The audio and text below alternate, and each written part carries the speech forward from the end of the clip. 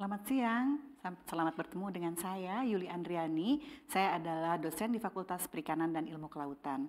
Hari ini saya akan memberikan salah satu materi di webinar We Are in Grade School dengan tema inovasi teknologi proses pakan ikan ramah lingkungan. Kegiatan ini dilatar belakangi oleh beberapa hal. Nah, penyediaan pakan pada ikan itu dimulai dari kebutuhan pangan manusia. Jadi tingkat pertumbuhan populasi manusia di dunia itu meningkat ya, semakin hari semakin bertambah banyak, sehingga Vallin tahun 2013 menyatakan bahwa akan terjadi peningkatan kebutuhan pangan sebesar 59-98% antara tahun 2005 sampai 2050 dengan total populasi mencapai 9,3 triliun manusia di tahun 2050. Nah, keadaan tersebut memacu kita untuk menyediakan pangan yang berkualitas bagi manusia, salah satunya dengan menyediakan ikan. Ikan merupakan salah satu sumber hewani atau animal source food bagi yang baik untuk manusia, ya, karena selain disukai, ikan juga mempunyai nutrisi yang baik untuk dikonsumsi. Pada tahun 2010, jumlah produksi ikan itu meningkat 2 kali lipat dari produksi unggas dan 3 kali dari produksi sapi. Sehingga dengan prediksi populasi yang mencapai 9,3 triliun manusia di tahun 2050, dipastikan kebutuhan ikan juga akan meningkat. Kenapa harus ikan? Ya, di sini kita bisa melihat bahwa ikan mempunyai keunggulan nutrisi dibandingkan dengan protein hewani lainnya. Jadi di sini di tabel ini tersaji bahwa dari berbagai jenis ikan, ada ikan tawar dan ikan laut itu memiliki protein di atas 10%, ya. Di atas 10%. Biasanya ikan laut memiliki protein yang lebih tinggi dibandingkan dengan ikan tawar. Keunggulan lainnya adalah ikan mempunyai asam lemak tidak jenuh yang tinggi sehingga aman dikonsumsi untuk berbagai tahap pertumbuhan manusia, mulai dari balita ya pada masa pertumbuhan, remaja, lansia, sampai orang-orang yang sedang melakukan diet. Hal ini dikarenakan lemak ikan itu tidak berpotensi menyebabkan penyumbatan pada pembuluh darah. Ya, berdasarkan hal tersebut, ikan merupakan salah satu pangan yang baik untuk dikonsumsi untuk saat ini dan masa depan. Penyediaan ikan sebagai sumber pangan itu salah satunya ditunjang oleh budidaya perikanan. Apa yang dimaksud dengan budidaya? Budidaya adalah satu kondisi di mana ikan diproduksi secara kontinu dengan kondisi budidaya yang sudah diatur, ya, sehingga kita akan berproduksi sesuai dengan kebutuhan dan kualitas yang diinginkan. Nah, kenapa harus dibudidayakan? Karena apabila kita bertumpu pada produksi penangkapan ikan di laut ataupun perairan bebas lainnya, itu mempunyai tren yang semakin sedikit, ya, sehingga untuk mencukupi kebutuhan manusia terhadap protein hewani, maka budidaya perikanan merupakan salah satu pilihan penyediaan protein. Akan tetapi masalah dalam budidaya perikanan ini adalah dihadapkan pada harga pakan ikan yang cukup tinggi. Ya, sebetulnya harga pakan yang tinggi itu tidak hanya dihadapi oleh masalah di perikanan, ya, tapi peternakan, kemudian unggas maupun sapi itu juga dihadapkan pada harga pakan yang tinggi. Nah, pakan ikan ini memegang peranan penting, ya, dalam kegiatan budidaya karena 60-70% dari total biaya produksi itu dihabiskan untuk membeli pakan, ya. Jadi apabila kita membuat sarana budidaya satu kali misalnya, ya, untuk membuat kolam ataupun instalasi lainnya, pakan berbeda karena dia harus digunakan dalam seluruh siklus kegiatan budidaya, ya.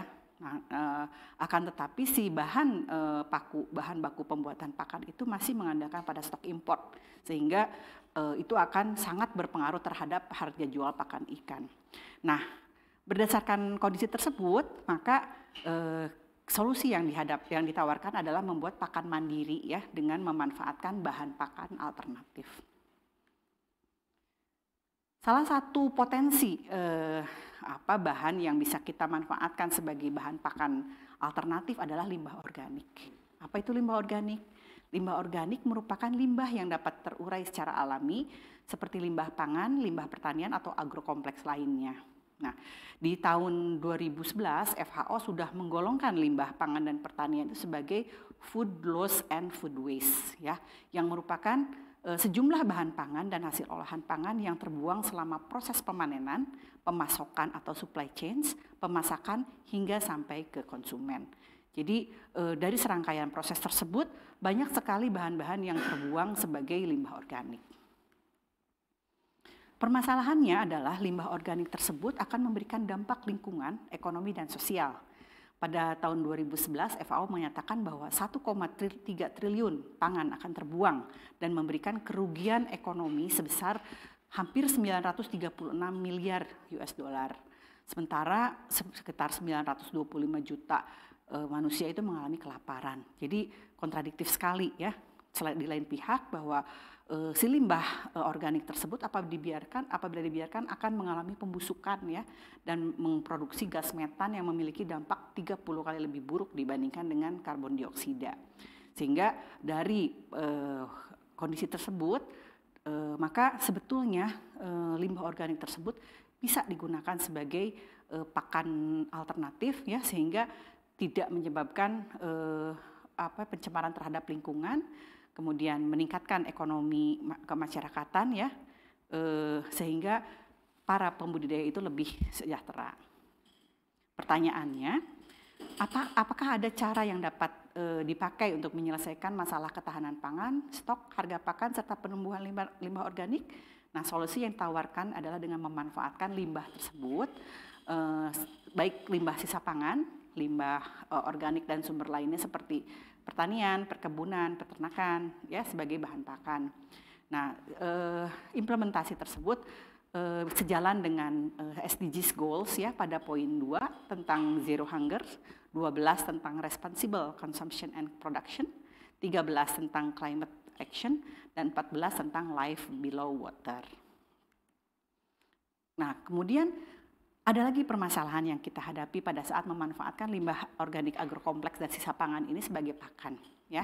Jadi pada dasarnya limbah tersebut tidak bisa digunakan secara langsung sebagai pakan ikan ya. Ini terkait dengan beberapa karakteristik dari limbah organik tersebut.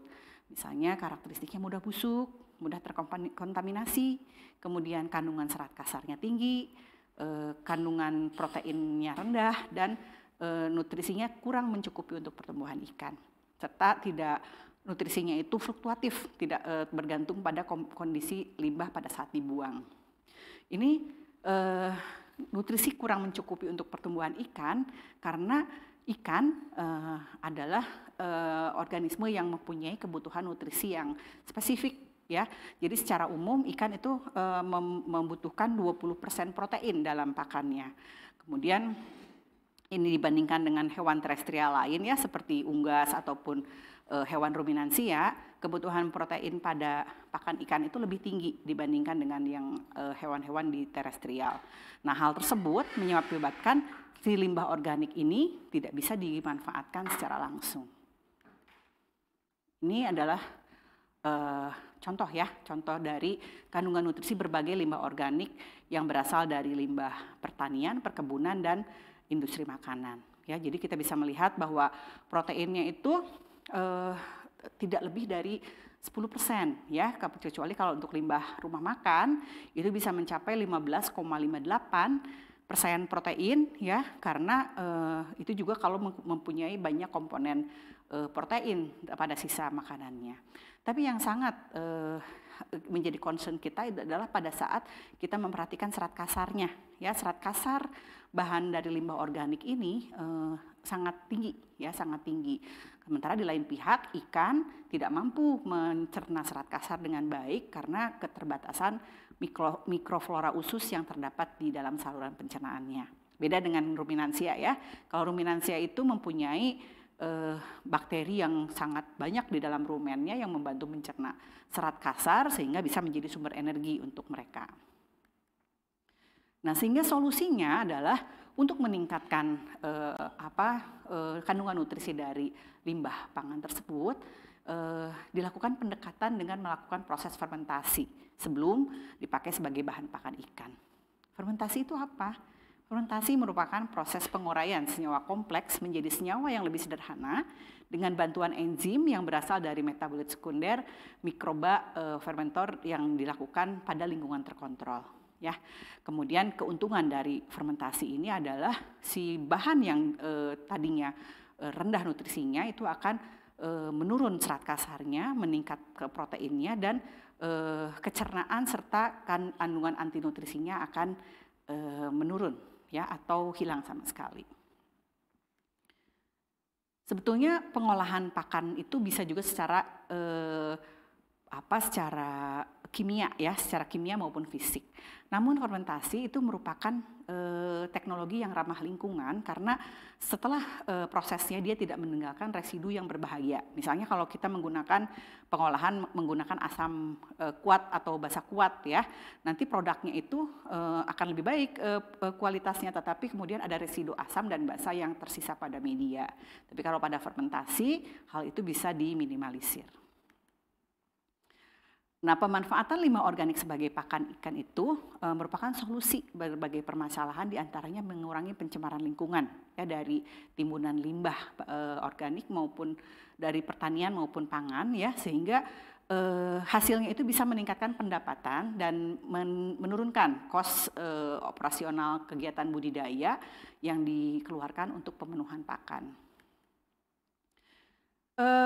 Pengolahan pakan berbasis pemanfaatan limbah organik sebetulnya bisa dilakukan secara multidisiplin, ya. Jadi tidak hanya orang perikanan yang bisa terlibat dalam kegiatan pengolahan pakan limbah organik. Setidaknya dalam penelitian saya itu ada 4 bidang ilmu yang terlibat, ya. Pertama adalah bidang perikanan. Itu terkait pada formulasi pakan, pembuatan dan uji coba pakan, kemudian evaluasi bahan. Kemudian pada Departemen Fisika bertugas untuk mengecek karakteristik fisik seperti ukuran diameter dan jarak antar partikel tepung atau produk fermentasi, ya, sehingga kita bisa mengetahui bahwa produk setelah fermentasi itu mengalami perubahan secara biomaterial. Kemudian peternakan di sini bisa melakukan pengecekan kandungan nutrisi limbah, ya, kemudian melakukan evaluasi kebutuhan pakan dan lain-lain. Sementara kalau di bidang biologi itu bisa mendukung dalam aspek penyediaan mikroba, analisis mikroba dan probiotik yang bisa digunakan dalam proses fermentasi. Ini masih bisa berkembang, ya, multidisiplin. Pendekatan multidisiplin ini masih bisa dikembangkan, misalnya dalam aspek perekonomiannya. Jadi bagaimana kita mengangkat produk pakan berbasis pemanfaatan limbah organik ini supaya bisa bernilai ekonomis, ya, gitu. Karena sampai saat ini kita masih berada pada posisi menghasilkan satu produk pakan yang bisa diterima oleh ikan, ya, dan menghasilkan produksi yang cukup tinggi. Ini salah satu contoh peta jalan riset yang sudah saya lakukan pada saat mengolah sampah menjadi limbah organik menjadi pakan ikan, ya. Jadi dimulai dengan pemilihan identifikasi potensi karakteristik sampah organik. Jadi sebelum melakukan penelitian kita harus tahu dulu bahwa sumber sampah dan volume serta kualitas dari sampah organik di sekitar kita itu mencukupi.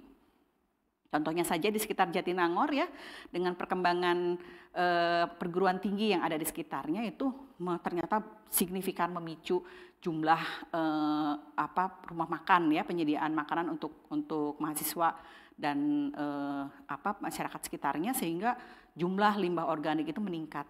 Kemudian dilakukan juga optimasi proses fermentasi dan pemilihan probiotik, ya. Kemudian proses selanjutnya adalah memilih produk fermentasi terbaik, ya, untuk diuji dulu secara kimiawi maupun fisik, kemudian diformulasikan sebagai pakan.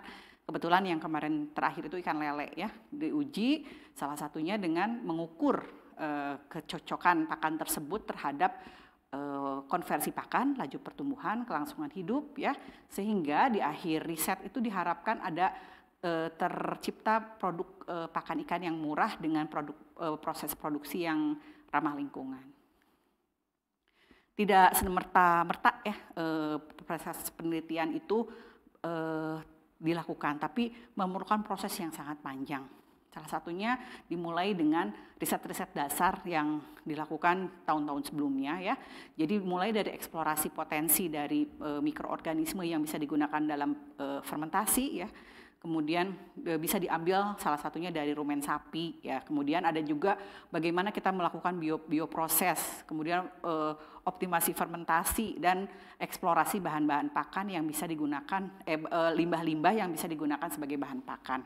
Kemudian beranjak ke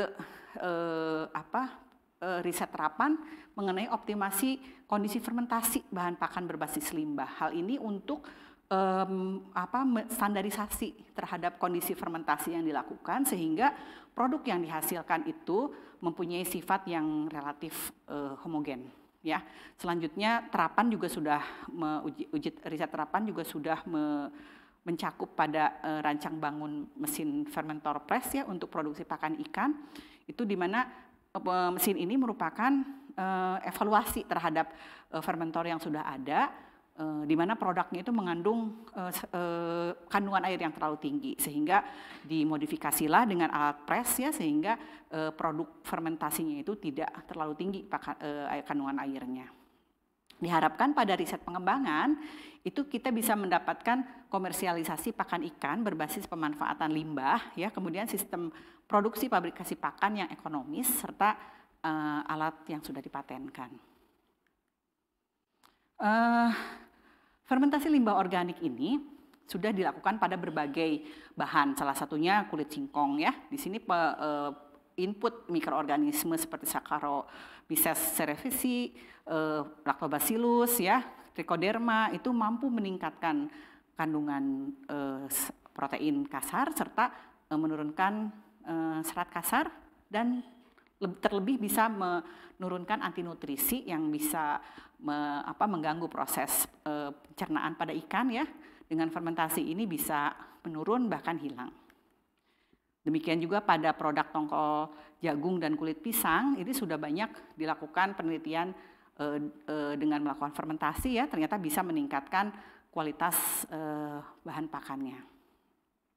Demikian limbah rumah tangga ya, ternyata dengan fermentasi menggunakan mikroorganisme dalam probiotik itu bisa meningkat seperti halnya penggunaan cairan rumen sapi pada limbah sayuran. Nah, setelah difermentasi itu bahan akan berubah karakteristiknya, di mana terjadi peningkatan kualitas nutrisi sehingga bahan itu menjadi lebih mudah dicerna oleh ikan ya. Berdasarkan uji FTIR, fermentasi itu ternyata mampu meningkatkan kualitas bahan tanpa merubah struktur ikatan rantai organik atau struktur asam aminonya. Kemudian lebih lanjut, uji SEM ya pada bahan pakan terfermentasi itu menunjukkan bahwa fermentasi mampu memperkecil jarak antar partikel pakan ya dan diameter ukuran partikel sehingga apabila dicampurkan dengan bahan pakan lainnya itu menjadi lebih kompak, tidak mudah pecah dan lebih mudah dicerna. Ini adalah contoh penggunaan pakan fermentasi pada ikan nila ya, ternyata bisa meningkatkan pertumbuhan, laju pertumbuhan spesifik, retensi protein ya dan FCR. Kemudian pada tepung limbah sayuran juga digunakan pada gurame ya, ikan herbivore itu meningkatkan kecernaan sebesar 78% ya. Dan limbah rumah tangga ini pada ikan lele dan ikan nila itu penambahan 30% itu nilai konversinya 0,57 dan laju harian pertumbuhan hariannya 1,57. 30% penggantian pakan itu akan sangat berdampak pada reduksi biaya produksi pakan ya, penyediaan pakan. Bagaimana pemanfaatan limbah organik di negara lain? Kita bisa lihat bahwa di Jepang itu juga sudah dilakukan pemanfaatan dan proses daur ulang limbah pangan ya, dengan syarat bahwa dia harus dimasak dulu, dipanaskan selama 30 menit dalam suhu 70%, difermentasi dan dikeringkan. Demikian juga di Amerika ya, itu sudah lama digunakan sebagai pakan ternak ya, pakan ternak. Tapi dengan syarat bahwa proses pengolahannya itu harus dimulai dengan pemanasan. Demikian juga di Cina ya. Cina merupakan negara produksi aquaculture terbesar ya, juga melakukan daur ulang limbah pangan sebagai pakan ikan. Tapi selain digunakan difermentasi, dia juga sudah melakukan biokonversi menggunakan black soldier fly. Jadi dengan produksi maggot ya, produksi maggot. Di Korea juga sama ya, sudah didaur ulang menjadi pakan ternak dan kompos ya, dengan syarat harus dengan pemanasan. Kenapa dengan pemanasan? Itu menjadi pilihan pada pengolahan limbah karena pemanasan itu akan mematikan virus dan bakteri patogen ya. Ini yang dikhawatirkan pada pemanfaatan limbah di Uni Eropa. Uni Eropa itu melarang penggunaan limbah pangan sebagai pakan ternak ya, karena merebaknya penyakit mouth and food disease pada babi, sehingga itu di Uni Eropa itu pemakaian limbah pangan itu hanya dipakai sebagai pakan ikan. Tapi sama dengan persyaratan harus dipanaskan dulu untuk menjamin sterilitas dari si bahan. Penelitian yang kami lakukan tentang penyediaan pakan berbasis limbah itu sudah banyak sekali menghasilkan publikasi yang terkait dengan proses dan hasilnya. Ini adalah contoh beberapa publikasi yang dihasilkan dari pengolahan limbah pangan yang dilakukan oleh tim kami dari berbagai bidang ilmu yang sudah saya sebutkan sebelumnya. Jadi di sini menunjukkan bahwa fermentasi itu tidak hanya berpengaruh terhadap kualitas nutrisi ya, tapi juga ternyata berpengaruh terhadap biomaterial dari bahan pakan tersebut. Ini adalah karakteristik biomaterial ya, dan pengaruhnya terhadap aktivitas enzim. Kemudian ini pada penyuluhan, hasil dari kegiatan penyuluhan pengolahan limbah organik bahan rumah tangga sebagai bahan baku pakan ya. Ini juga dipublikasikan bersama mahasiswa KKNM Integratif Universitas Padjadjaran. Kemudian ini juga sama mahasiswa dan terlibat dalam kegiatan kami. Sampai modifikasi mesin pressing juga sudah dipublikasikan pada jurnal PKM. Mungkin ke depannya kita harus menghitung berapa volume limbah yang harus diolah sehingga kena dengan biayanya, sehingga bisa benar pakannya itu menjadi lebih murah dibandingkan dengan pakan komersil yang sudah ada. Ini PR untuk tim kita dan kita semuanya terutama ya. Ini beberapa dokumentasi pada saat penelitian tentang fermentasi limbah rumah makan. Jadi pakan yang kita hasilkan ini masih berupa pakan tenggelam ya, karena kalau untuk kita memproduksi pakan terapung, maka kita harus menggunakan teknologi mesin extruder. Jadi sementara ini yang baru kita hasilkan itu pakan tenggelam untuk ikan lele misalnya di sini ya diujikannya. Ini adalah tim peneliti kami, semuanya sudah lulus dan beberapa melanjutkan ke tahap magister. Ini ada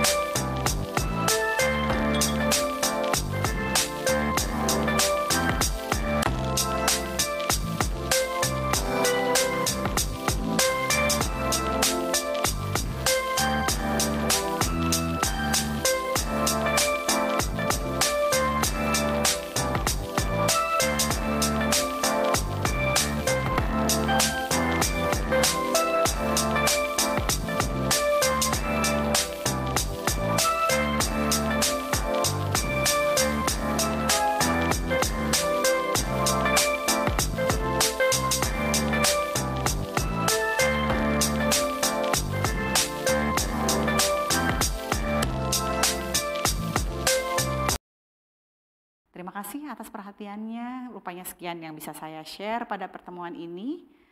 Terima kasih.